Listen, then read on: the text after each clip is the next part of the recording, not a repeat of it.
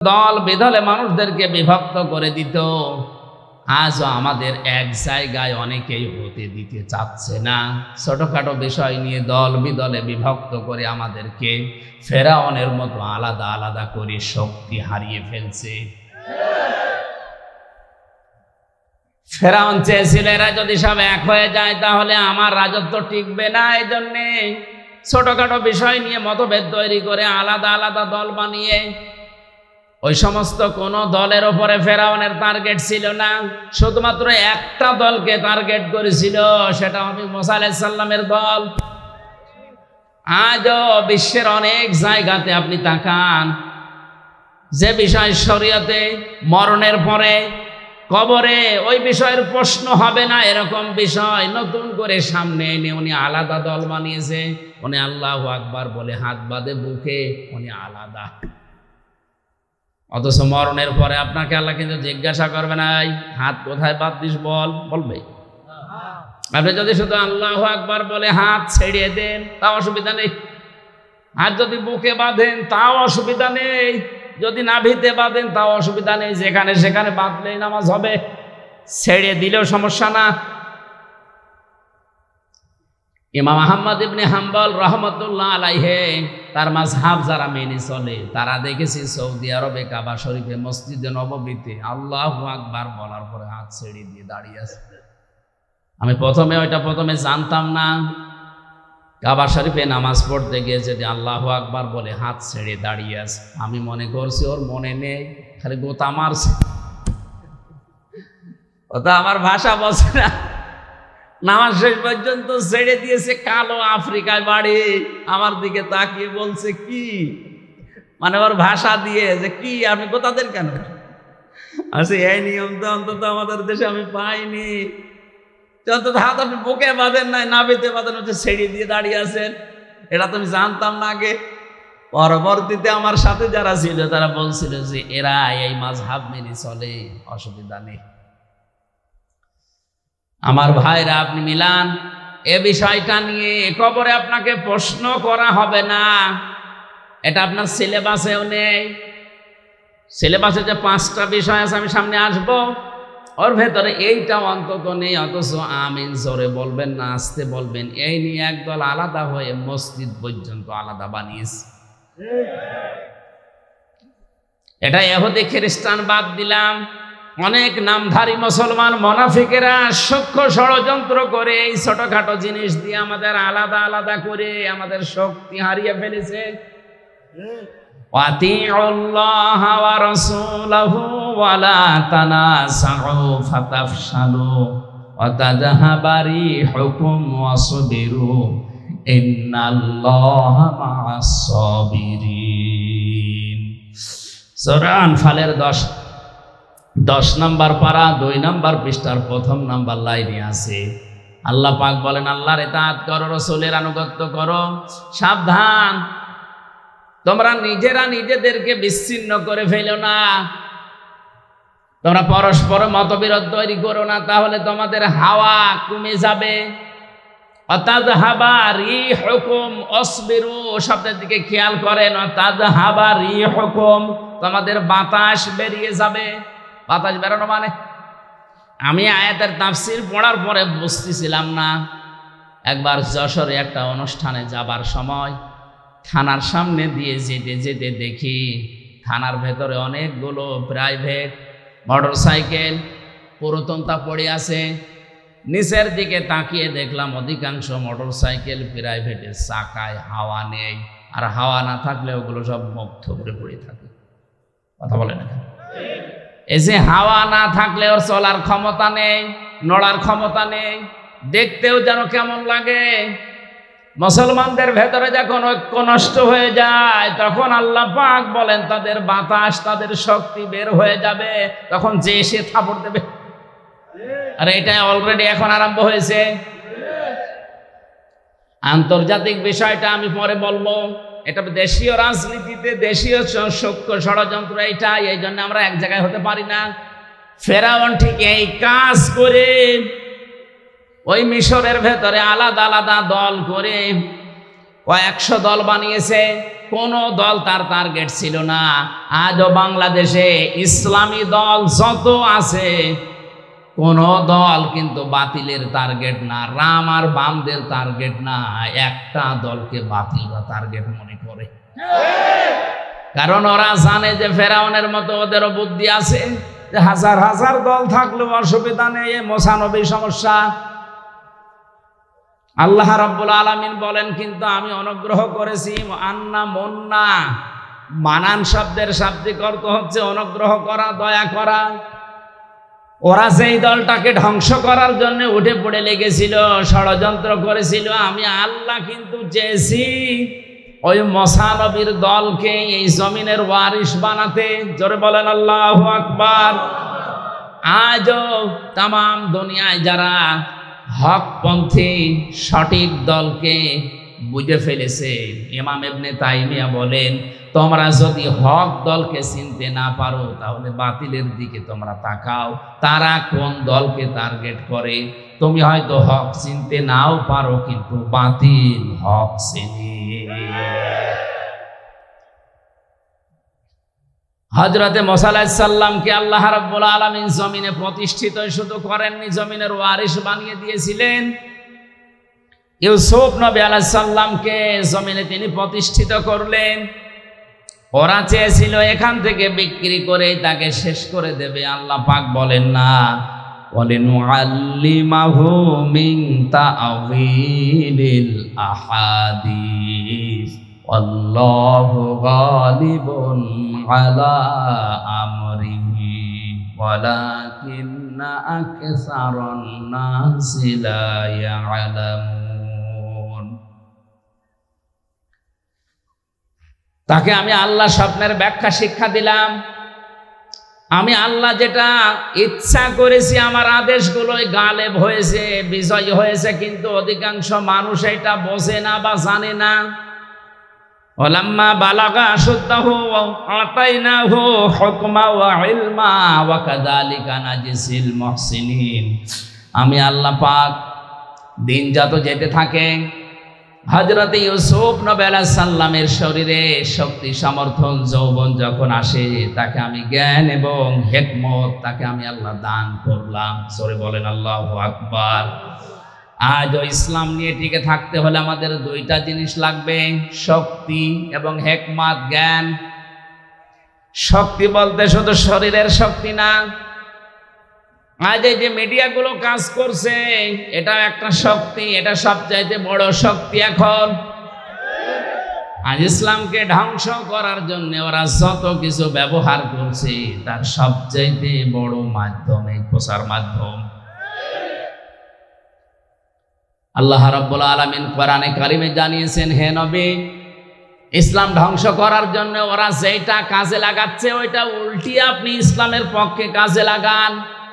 আজ media, electric media বলেন, printing media বলেন, যত খবরের কাগজ পত্রিকা সবগুলো রাম আর বামদের মালিকানায়। প্রচার করার মতো আমাদের হাতে তেমন কিছুই নেই। সুতরাং ইসলাম নিয়ে যদি এখন এগিয়ে যেতে হয়, আমাদের জ্ঞান অর্জন করা লাগবে, আমাদেরকে বিভিন্ন শক্তি সঞ্চয় করা লাগবে। এভাবে করে আমি আমার মুহসিন বান্দাদেরকে পুরস্কৃত করে থাকি। এবার আমার মূল কথায় আসছি, ওয়ারাওয়াদাতুহুল্লাতী হুয়া ফি বাইতিহা আন নাফসিহি ওয়া গাল্লাকাতিল আবওয়াবা ওয়া ক্বালাত হাইতা লাক। হযরত ইউসুফ যখন যৌবনে পদার্পণ করলেন, ওই বাড়ির মালিক যে জুলাইখা, যার নাম, নবী ইউসুফকে আল্লাহ এত সৌন্দর্য দান করেছিলেন, তাফসীরে বেশি দুইজন পুরুষকে আল্লাহ সবচাইতে বেশি সুন্দর করে দুনিয়ায় পাঠিয়েছেন।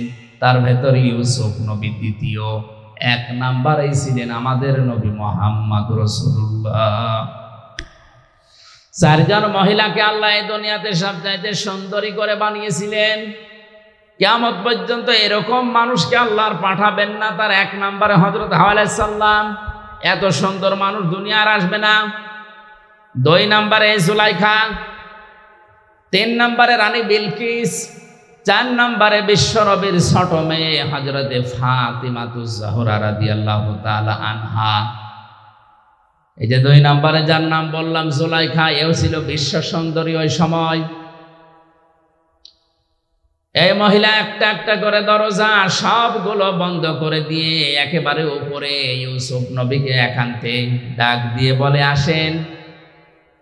হযরত ইউসুফ নবী আলাইহিস সালাম যেখানে ছিলেন পরিবেশ তার কন্ট্রোলে ছিল, কারণ 7টা দরজায় বন্ধ। কয়টা? আমি ঘটনা বলবো, এই জন্য আয়াত পড়িনি, আমি একটা শিক্ষা দিতে চাই।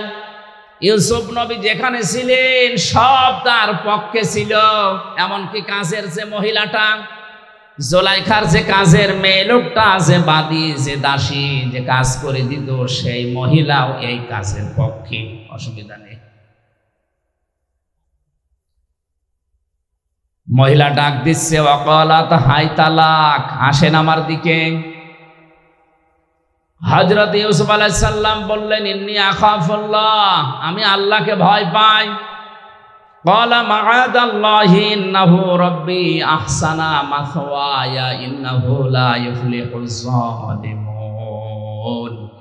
একটু খেয়াল করেন, হযরত ইউসুফ নবী বললেন, আমি আল্লাহর সাহায্য চাই।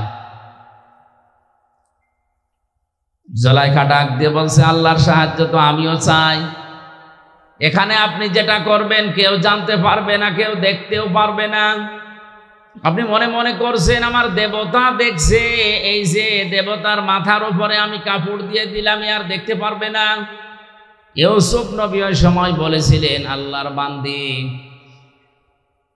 এই মাটির মূর্তিগুলো কাপড় দিয়ে হয়তো ঢাকা যায়, কিন্তু আমি এমন একজন সত্তার ইবাদত করি যার মুখ, যার চোখ কখনো কাপড় দিয়ে বন্ধ করা যায় না।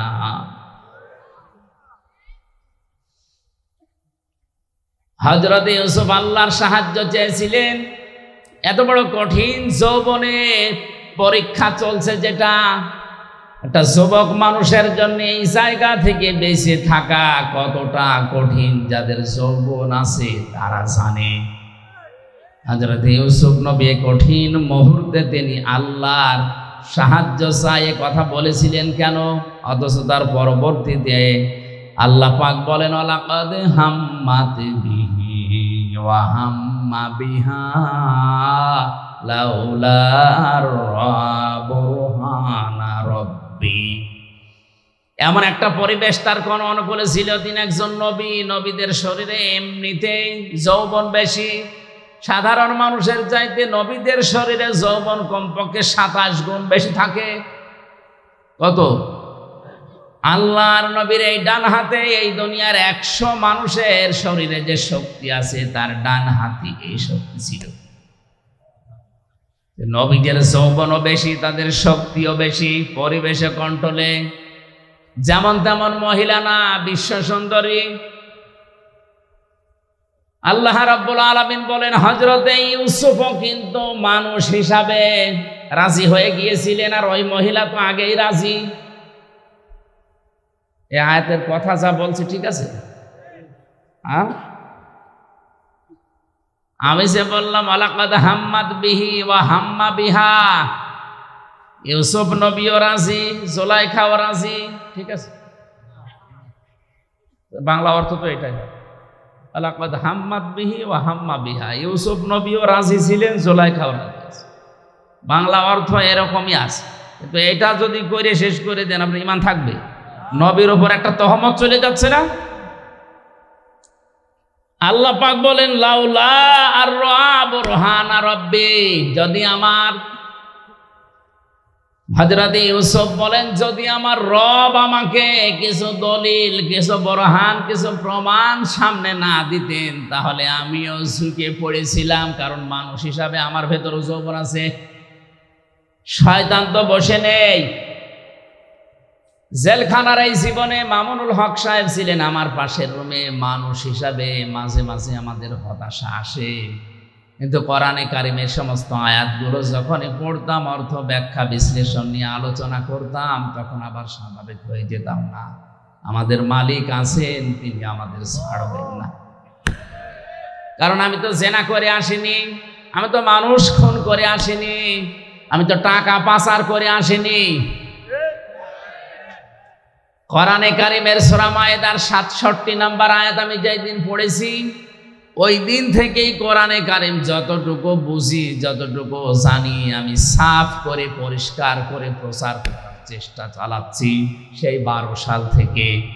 ইয়া আইয়ুহার রাসূলু বাল্লিগ মা উনজিলা ইলাইকা মির রাব্বিক ওয়া ইল্লাম তাফআল ফামা বাল্লাগতা রিসালাতা আল্লাহু ইয়াসিমুকা মিনান নাস ইন্নাল্লাহা লা ইয়াহদিল কওমাল কাফিরিন। আল্লাহ পাক বলেন, হে রাসূল বাল্লিগ, আপনি প্রচার করেন, আপনি তাবলীগ করেন, ছড়িয়ে দেন। কি ছড়াবেন, কি প্রচার করবেন? মা উনজিলা ইলাইকা মির রাব্বিক, আপনার রবের পক্ষ থেকে যেটা নাজিল হয়েছে। এই আয়াত প্রমাণ করে পৃথিবীতে তাবলীগ করা ফরজ কোরআনের। কিসের? আরো জোরে বলেন, কিসের? পৃথিবীর কোনো মানুষের তাবলীগ করা ফরজ না, জায়েজও না। এমনকি কোনো মানুষ যদি মারা যায়, সর্বোচ্চ 3 দিন তার স্ত্রী তার জন্য শোক পালন করবে। কয় দিন? সাধারণ মানুষ যত মারা যাবে সর্বোচ্চ 3 দিন, আর স্বামী মারা গেলে 40 দিন। 4 মাস 10 দিন পরে সে অন্য জায়গায় বিয়ে করে আগেরটা ভুলে, একেবারে ভুলে যে নতুন করে সংসার করবে, কোনো অসুবিধা নেই। বলেন তো, দুনিয়ায় শুধু স্বামী ছাড়া পৃথিবীর মা বাবা মারা গেলেও না সর্বোচ্চ 3 দিন, এরপরে কোনো শোক নেই। অথচ বছরে বছরে আমরা শোক পালন করে করে একেবারে কিয়ামত পর্যন্ত মনে হচ্ছে পালন করবো। তা আপনি কোন ইসলাম পালন করছেন? এই জন্য আমাদের তাবলীগ যদি হয়, প্রচার যদি হয়, শুধুমাত্র প্রচার হবে, তাবলীগ হবে কোরআনের। তাছাড়া দুনিয়ার কারো প্রচার করা, প্রসার করা, প্রশংসা করা জায়েজ নেই। কিসের প্রশংসা করা দরকার আপনার? ওয়া ইল্লাম তাফআল ফামা বাল্লাগতা রিসালাতা, হে নবী, আপনার উপর যে কোরআন আমি দিলাম, এটা যদি প্রচার না করেন, তাবলীগ না করেন, আপনি যেন রিসালাতের দায়িত্বই পালন করেননি। আল্লাহ এতটুকু বলে কিন্তু শেষ করেননি। আল্লাহ জানে যে ঝামেলা সামনে আছে, এই জন্য বলেন আল্লাহু ইয়াসিমুকা মিনান নাস। ইয়াসিমু এটা মোজারে, বর্তমান, ভবিষ্যৎ, প্রেজেন্ট, ফিউচার। আমি জানি যে আপনার উপরে বিপদ আসবে তাবলীগ করতে গেলে কোরআনের। আমি যেটা নাজিল করেছি এর তাবলীগের, প্রচারের, প্রসার যদি আপনি করতে চান, ঝামেলায় পড়বেন, বিপদ আসবে। আমি আল্লাহ গ্যারান্টি দিলাম, আপনাকে আমি আল্লাহ নিজে বাঁচাবো।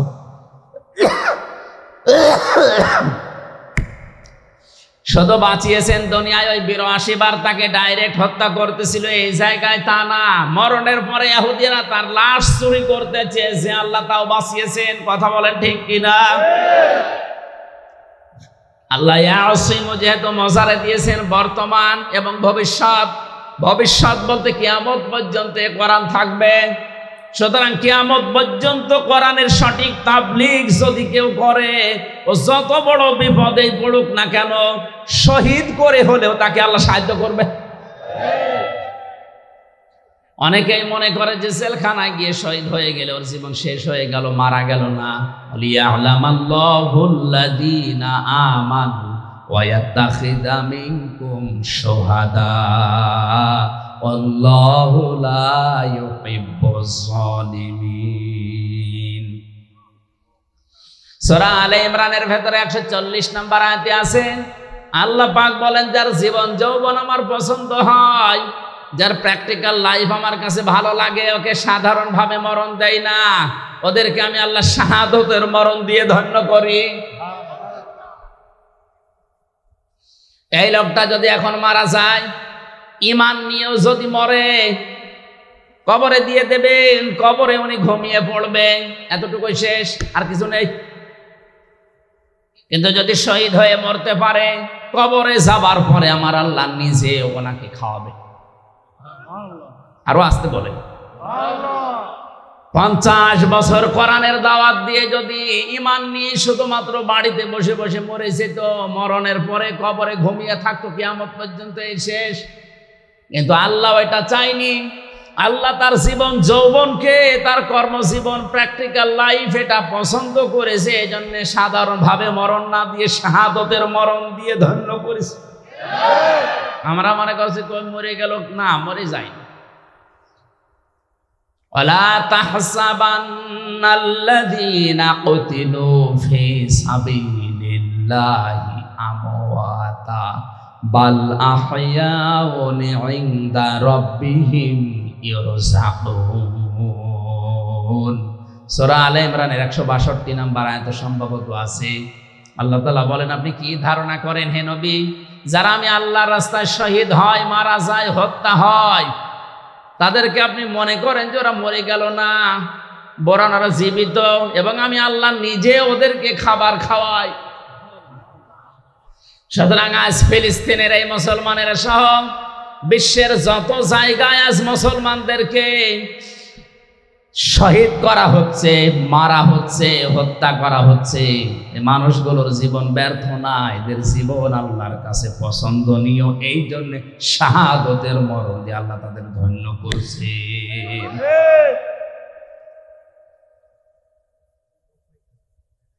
এজন্য বরহান, দলিল যদি আল্লাহ রাব্বুল আলামিন মানুষকে না দেখায়, তার মনের ভেতরে শান্তি প্রশান্তি আসা সম্ভব না। কত মানুষ দেখলাম শুধুমাত্র ইসলামের জন্য 20 বছর, 22 বছর, 25 বছর পর্যন্ত পড়ে আছে ওই চার দেওয়ালের মাঝে, দুনিয়ার কিচ্ছু আর জানে না। এমনিতে একটা ঘরের ভেতরে আমার মাত্র 3 বছর থাকতেই হাঁপিয়ে উঠেছি। যে লোকটা আজ 25 বছর আছে, এমনি থাকা যায় না। মহান আল্লাহ অবশ্যই তাকে কোনো কিছু দেখাচ্ছে। এই যে লাউলা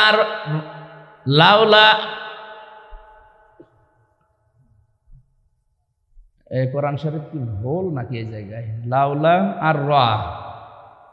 লাউলা আর রা বুরহানা রব্বি, যদি তার রব তাকে কিছু দলিল আর প্রমাণ না দেখাতেন, তাহলে তিনিও কিন্তু যৌবনের তাড়নায় ঢুকে পড়েছিলেন। কি দেখিয়েছেন? তাফসিরে 3টা কথা আছে। 1 নম্বরে হযরতে ইয়াকুব আলাইহিস সালামকে আল্লাহ ওই ঘরের ভেতরে হাসিল করে দিলেন। মনে হচ্ছে ইয়াকুব নবী তার ছেলেকে ডাক দিয়ে বলছে, বাবা ইউসুফ, তুমি কিন্তু জিনা করতে পারো না। 2 নম্বরে হযরতে জিবরাইল ফেরেশতা একটা কাগজ নিয়ে এসেছে। কাগজের উপরে লেখা ছিল, আমি আল্লাহ বলছি ইউসুফ, তুমি কিন্তু জিনা করতে পারো না। এই সমস্ত নিদর্শনগুলো যখন তিনি দেখলেন, তিনি তখন বললেন, ক্বালা মাআযাল্লাহ, আমি আল্লাহর সাহায্য চাই। কার? বলেন এতটুকুই বলেননি তিনি। ইন্নাহু রাব্বি, নিশ্চয় আমার রব, আহসানা মাসওয়ায়া, আমাকে উত্তম ভাবে লালন পালন করছে। এখানে রব বলতে 2টা অর্থ আমি পেয়েছি। হযরত ইউসুফ একদিকে হয়তো আমার আল্লাহকে বুঝিয়েছিলেন, 2 নম্বর মিশরের বাদশা আজিজে মিশরকে বুঝিয়েছিলেন।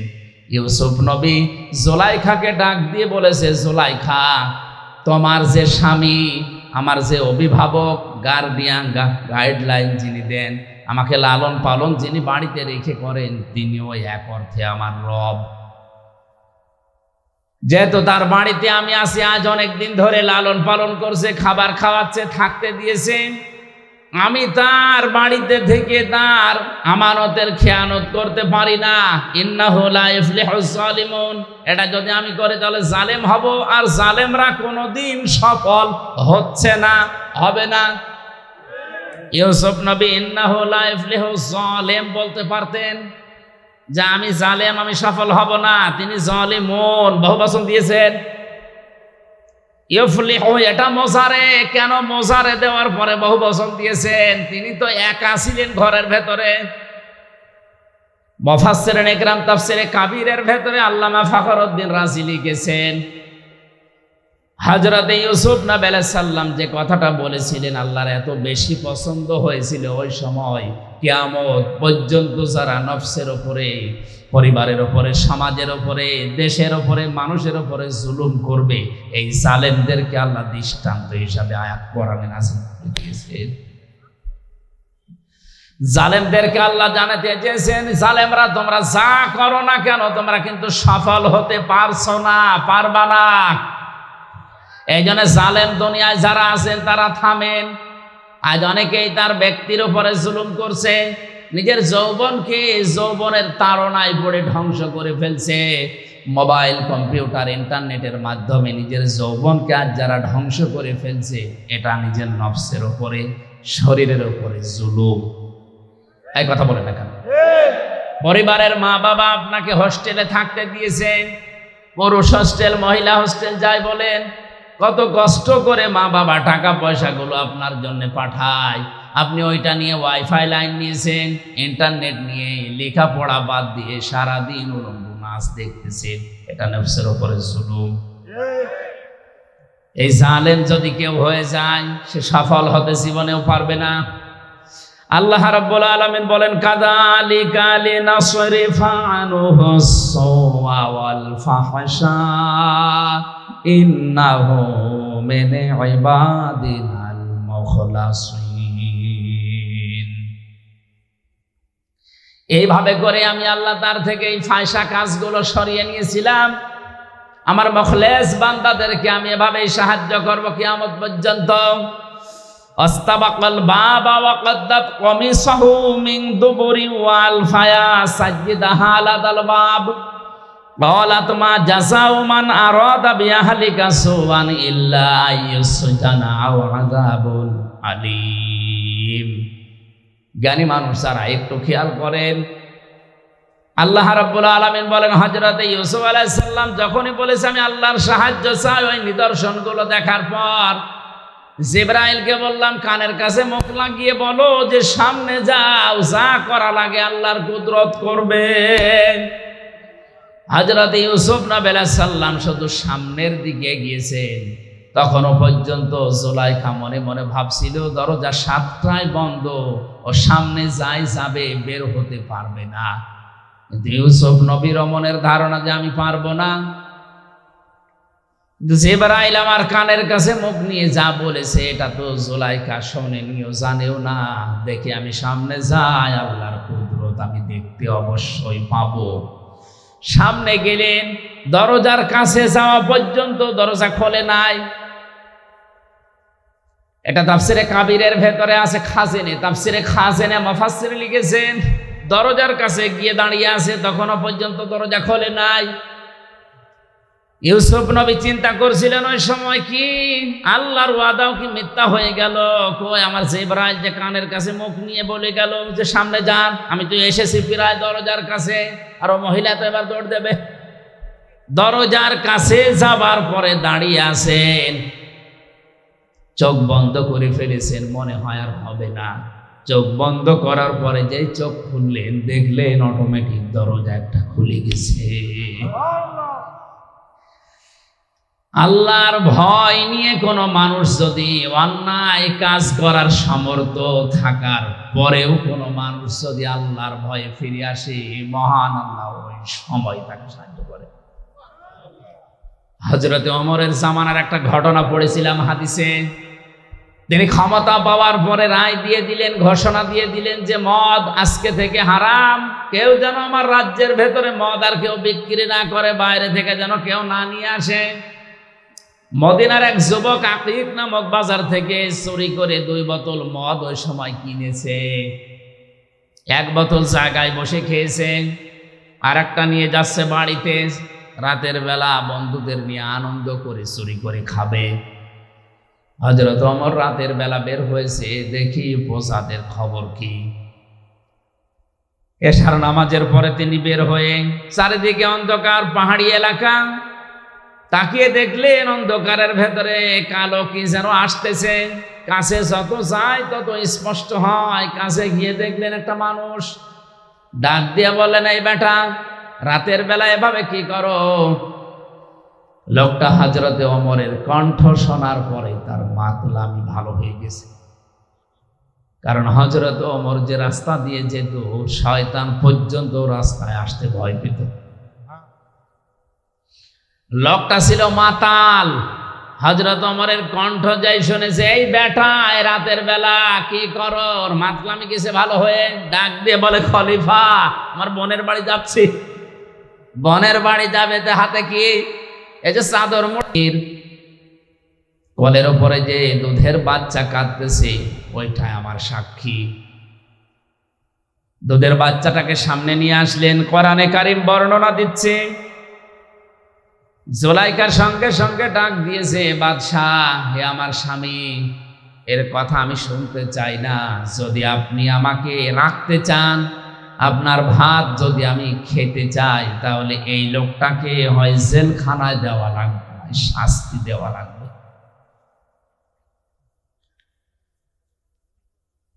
হযরত ইউসুফ আলাইহিস সালাম ছোট্ট এই বাচ্চার দিকে তাকিয়ে ইশারা করলেন, তোমার যা জানা আছে বলো দেখি। বাচ্চা ওর কি জানা আছে? আল্লাহ রাব্বুল আলামিন বলেন, ইউসুফ আলাইহিস সালামের কথা শোনার পরেই কিন্তু বাচ্চা কথা বলেনি। চুপ করে যখন ছিল, বাচ্চা ইউসুফ নবীর দিকে চোখ মোটা করে তাকিয়েছিল। আল্লাহ রাব্বুল আলামিন নবীজির এই কঠিন মুহূর্তে যৌবনের এত বড় তাড়নায় যিনি পরীক্ষা দিয়ে পাশ করেছেন, তাকে ফেলে দেবেন না। এই কারণে এই বাচ্চার মুখ দিয়ে আল্লাহ কথা বের করে দিলেন। বাচ্চা ডাক দিয়ে বলে, বাদশাহ এই পুরুষের জামার সামনের দিকে যদি ছেঁড়া থাকে তাহলে এই পুরুষের দোষ, যদি এই পুরুষের পেছনের দিকে ছেঁড়া থাকে জামা তাহলে আপনার স্ত্রীর দোষ। তখনও পর্যন্ত জুলাইখার হাতে ইউসুফ নবীর জামার পেছনের সাইড ছেঁড়া, হাতে নাতে প্রমাণ। কিন্তু ক্ষমতা যেন কার হাতে? কি শোনেন আপনারা? বাদশার হাতে। জোরে বলেন, কার হাতে? হাতে নাতে প্রমাণ। ক্ষমতা যেন কার হাতে? বাদশাহ রায় দিতে চাচ্ছিলেন ইউসুফ নবীর পক্ষে, কিন্তু যাই বলেছে বাদশাহ, আমি কিন্তু আপনার ভাত খাবো না, এই কথা শোনার পরে গেছে উল্টিয়ে। হযরত ইউসুফ নবী আলাইহিস সালামের বিরুদ্ধে বাদশাহ রায় দিয়ে দিল, আমি বাড়িতে না থাকার সুযোগে আমার স্ত্রীর বেডরুম পর্যন্ত গিয়ে তাকে নষ্ট করার পায়তারা করেছে, এই জন্য ইউসুফকে আমি 10 বছর জেল দিয়ে দিলাম। কয় বছর? হযরত ইউসুফ আলাইহিস সালামকে 10 বছর জেলের ঘোষণা দেওয়ার সঙ্গে সঙ্গে তার শরীরের যে সাধারণ পোশাক ছিল ওইটা খুলে ফেলা হলো। জেলখানার কয়েদিদের পোশাকটাকে পরানো হচ্ছে।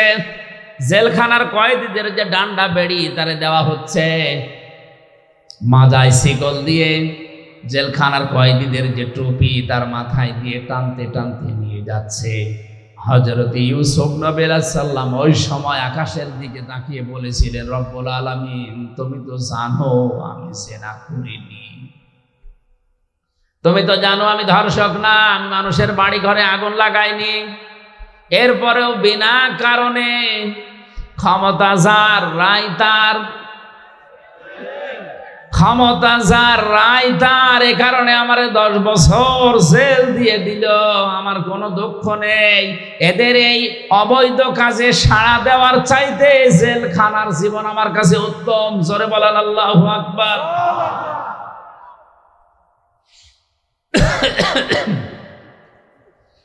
আমার ভাইরা,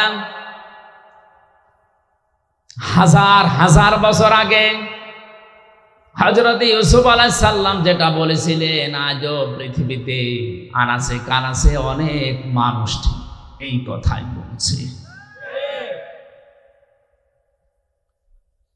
ন্যায় বিচার আমাদের হচ্ছে না, অথচ ন্যায় বিচারক বাদশার জন্য নবীজি জানিয়েছেন কিয়ামতে কোনো ছায়া থাকবে না, শুধু আল্লাহর আরশের ছায়া ছাড়া। মানুষের মাথার মগজগুলো টকবক করে ফুটতে থাকবে, জমিন তামার হয়ে যাবে। এই কঠিন অবস্থাতে মাত্র 7 প্রকার মানুষকে আল্লাহ তার আরশের ছায়ায় বসিয়ে মাছের কলিজা দিয়ে খাবার খাওয়াবেন। তার প্রথম নাম্বারে আলে ইমামুল আদেল, দুনিয়ায় যারা ন্যায় বিচারক বাদশা। সুবহানাল্লাহ বলতে পারেন না? আজ দুনিয়ায় ন্যায় বিচারক বাদশা কম না বেশি? নেই। এই জন্য বিচারপতি যারা আছেন হাজার হাজার মামলা পড়ে আছে বিনা কারণে। আপনি কত জায়গায় মাসের পরে মাস ঘুরতে যাচ্ছেন, অথচ এই লোকটা জেলের ভেতরে পয়সা মরতেছে। আপনি একটু পানির সুযোগ করলেই কিন্তু লোকটার জামিন হয়ে যায়, যদি একটু ন্যায় বিচারের নিয়তে আসেন। বলে যে না, এই চেয়ারটা পেতে আমার 40 লক্ষ টাকা খরচ হয়েছে, 5টা মামলায় আমি এই টাকা তুলবো।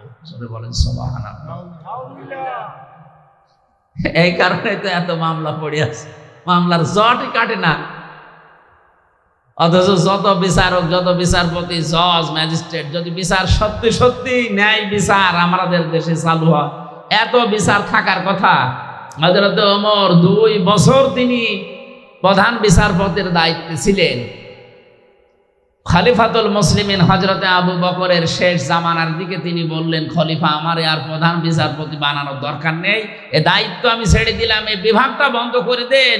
বিনা কারণে আপনি আমারে বেতন দিয়েছেন এই 2 বছর, একটা মামলাও কেউ আমার দরবারে করে নাই।